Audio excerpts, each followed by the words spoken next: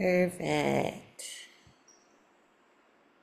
Good morning, everyone. So I know many of you, and it was such a pleasure to be at the Abbey for our fall retreat 2 weeks ago. So it's really nice to see everyone again, but over Zoom in some tiny little boxes. But yeah, it's just a great reminder of it's like drinking a glass of water, going to the Abbey. It's always a good idea. It's never a bad idea. It always makes me feel like I'm home and I'm whole, and it's lovely to connect to everybody. Ty Kozen asked me to introduce myself. I'm Reverend Emily. I've been in the ministerial program since 2017. I am on the slow road to enlightenment. I have a 9-year-old and a 12-year-old and multiple full-time jobs, so I'm on the ministerial path with not a very strong agenda, which is perfect, I think, for the Buddhist way. So here we are, 2025, and I guess the last chapter of my life was teaching high school science and mindfulness meditation at the Hood River Valley High School. I did that for the last 6 years.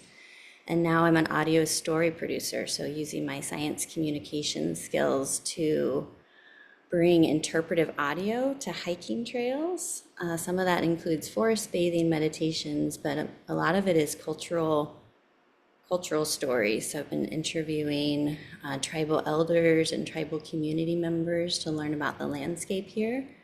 And then I've been gathering stories from ologists, so lots of, native bee experts or geologists, ecologists to share. So it's been really a great mixture of combining my understanding of science and my connection to land and nature and to the heart of people to like merge nature and storytelling. It's like kind of perfect for all the things that I love. So it's a really interesting journey that I'm on right now. I want to talk about today for the Dharma talk, I want to talk more about right speech. And I was so touched by Sister Minbao's conversation 2 weeks ago. She was our Dharma teacher when we were on retreat, zooming in from, I think she's still living out in the Mackenzie River area. And it just really struck me because of where we are with our political dialogue and kind of the Tower of Babel that we're in right now in this moment in time. And yeah, I've just been sort of reflecting a lot on what she shared. And I recently was directed to a podcast. You guys might know this person. I think he's pretty popular in the spiritual world. Oh my gosh, I'm forgetting his first name. Jay Shetty. Do you guys know him? He recently interviewed Emma Watson, who played Hermione in the Harry Potter series. Do you know her? And like she's had a lot of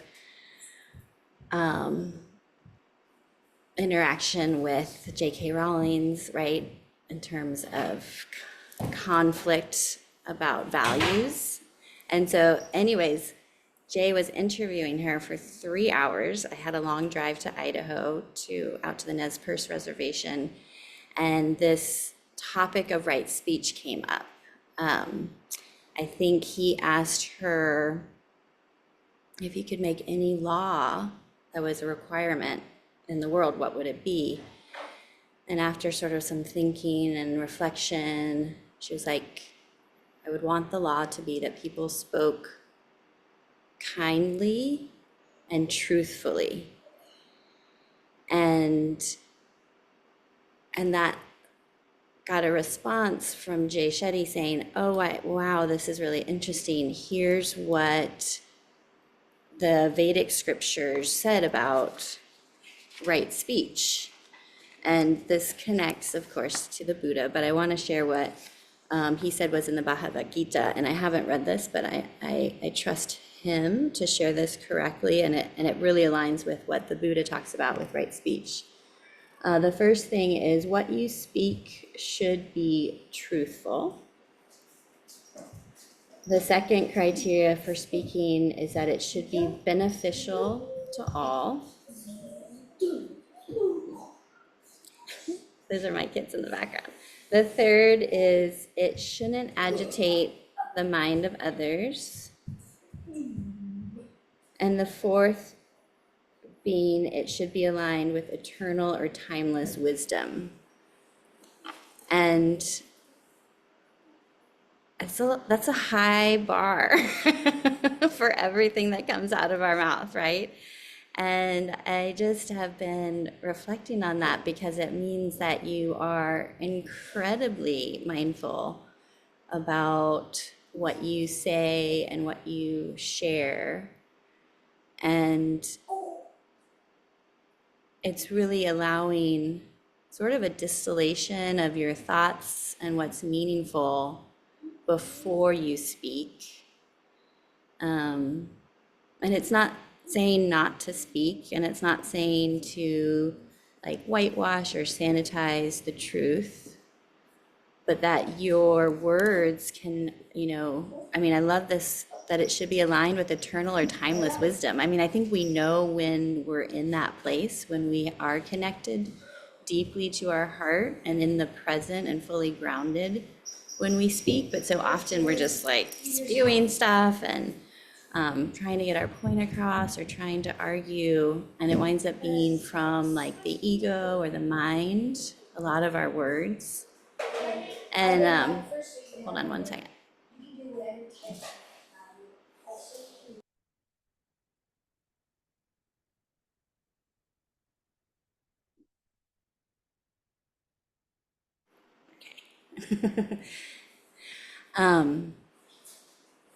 So the other reason why I wanted to bring up right speech today is because this is the taking refuge ceremony, right, after this. And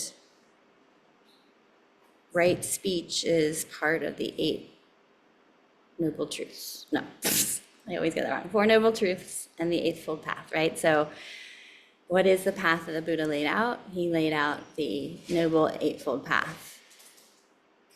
And right speech is a big part of that.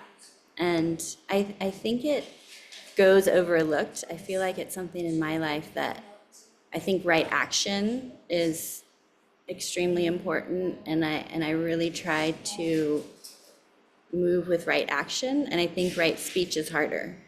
Having two boys, being, a working mom, there's just a lot of moving parts. And I regret some of my speech, and that weighs heavy on my heart. So if we go back to kind of, if we want to, and I haven't done the translation between what the Vedic said and what the Buddha said exactly, but the Buddha had four kind of parts to this right speech. One is to abstain from false speech, so really only speaking truthfully. One is to abstain from slanderous speech, so really not speaking maliciously of others or talking badly about others, more that you're bringing unity to your speech. The third point is abstaining from harsh speech. So words should be gentle and soothing, loving, soothing to the ear, loving. And then finally, we should abstain from idle chatter. And so that, don't speak unless you need to speak, or don't speak if it's not going to be beneficial, and use your words as a treasure. Words are treasure. And I think we've gotten really far away from that. And as spiritual people, we're all on this call in this Sangha to be beacons of light, to be beacons of light for others, to be sort of rooted and grounded in our spirituality. And one of the reasons I like being in Sangha is I know that you've all taken the precepts, you've all committed to upholding the Buddha, the Dharma, and the Sangha, and that I can trust that you are on my team. I'm in good spiritual company when I talk with you. Like, I know because you've taken these vows that you're not going to speak idly or maliciously or surreptitiously. And that gives me great comfort. It's why I'm part of the Sangha. It's why I am in this community. Honestly, the liturgy of this community, the words of this community, is maybe one of the strongest, most powerful draws for me to Buddhism. I remember growing up in the Christian church, and we would sing these hymns and we would read this liturgy, and there's just, to me, it felt absent of connection and power and heart. And like when I read the chant of compassion or hear my brothers and sisters talk about the words of the Buddha, there's just a soothing. It's just like a salve to my heart and to my spirit. And so I think we need to remember that words are powerful and to be more mindful with their usage. As I was preparing for this talk, I went back to a PowerPoint I had put together for one of the precepts classes, and I looked at what I had written for do not speak falsely, which is one of the precepts.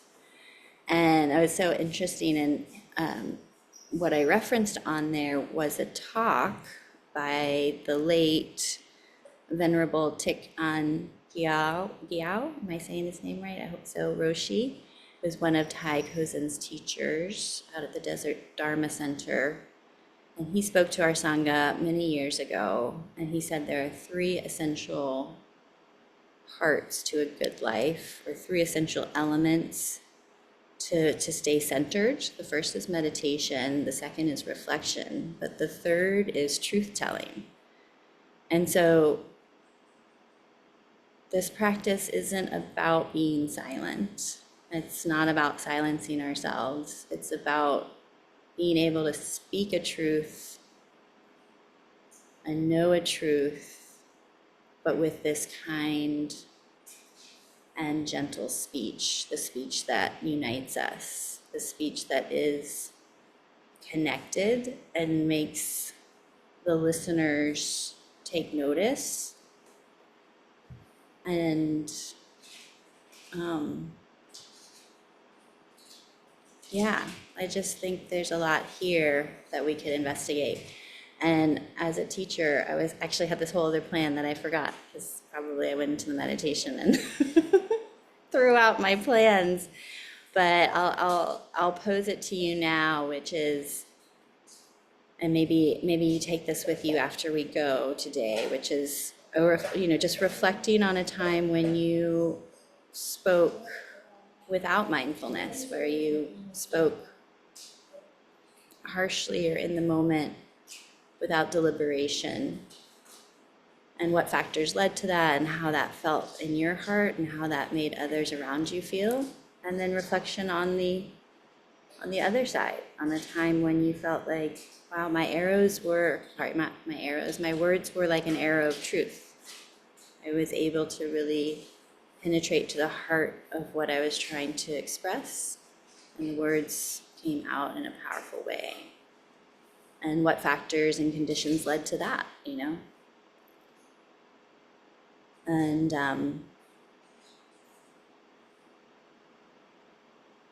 maybe just a choice for us all of how can we use our words for the benefit of all, for the liberation of all. Thank you.